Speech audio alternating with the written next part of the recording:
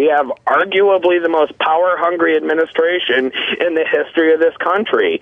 This is the same administration that's claimed the right to refuse to allow the Justice Department to pursue a contempt of Congress subpoenas, and has argued that executive privilege goes on to count for people who work for the White House when the president isn't even involved. I've never thought I'd say this, but you seriously have to wonder if there was another terrorist attack, if Bush and Gonzalez wouldn't find a reason to try to suspend elections. Matt, this is Laura. I can't wait to hook up with you when I get back to Chicago, Matt. You are right on.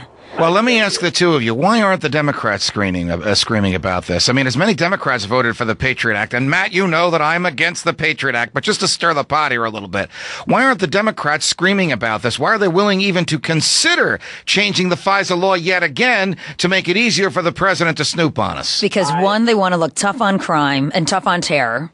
And two, they want to let the Republicans go at it. Senator Specter's been a great friend of the Democrats for the last few weeks, actually last year, going after Gonzalez and the FISA Act. Matt? Well, actually, if you really want to know the answer to that, all you have to do is take a look at the treatment Senator Specter got for his disagreement with Gonzalez. Fox News reported on it, and all of a sudden, Arlen Specter's now the Democrat from Pennsylvania. That's right.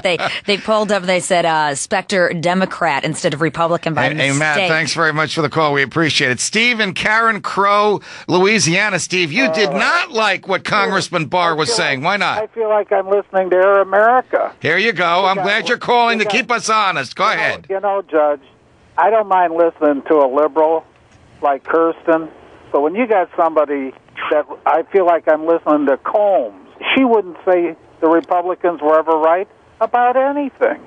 Well, look. You got to be more objective. Are you willing to give up your fundamental natural liberties to the president, no matter who the president is? We're not giving them up. If you let the president snoop on you, you're giving up your right to privacy. If you let the Patriot Act stay in law, you're giving up your freedom of speech because it criminalizes certain speech. He's not snooping on me. You don't know that. And I tell you, the first time we see somebody, how do you know that? And when they do, they report it. And there's been reports when they've made mistakes. Hey, there's a lot more that we're going to see coming out. Steve, you don't know what kind of ledger is on you at the FBI or the Department of Justice or your local police department. In Riverside, California, Robert, welcome to Brian and the Judge. My favorite president is Abraham Lincoln, and Abraham Lincoln did a lot of things that were considered unconstitutional, such as throwing governors and congressmen in jail. Oh, sure. Lincoln locked up Congressman Clement Vallandigham, a Republican from Ohio, because he spoke out against the war.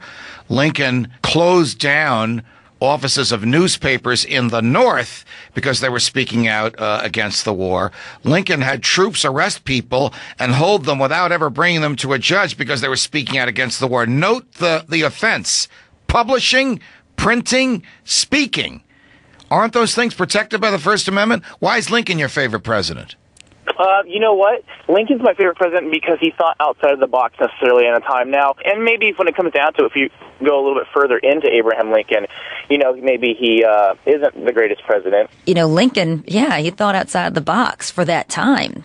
It does worry me that people give President Bush a pass for thinking outside of the box because we're facing this new age of terrorism. The president only has the powers that the Constitution has given him. The Congress can't give him any powers that the Constitution doesn't give him because the Congress doesn't have the power to do that. The Congress can't say to the president, okay, Mr. President, the times are tough and the terrorists are everywhere. You can bypass the Fourth Amendment. You can lock up whoever you want. You don't have to bring them to trial. You don't have to press charges against them. You can listen to any of their telephone calls and you can capture all their keystrokes. The Congress doesn't have the power to do that. That would require an amendment to the Constitution, which I don't think the American people are prepared to undergo at this point. Proving you don't have to yell to make a point. Oh, okay.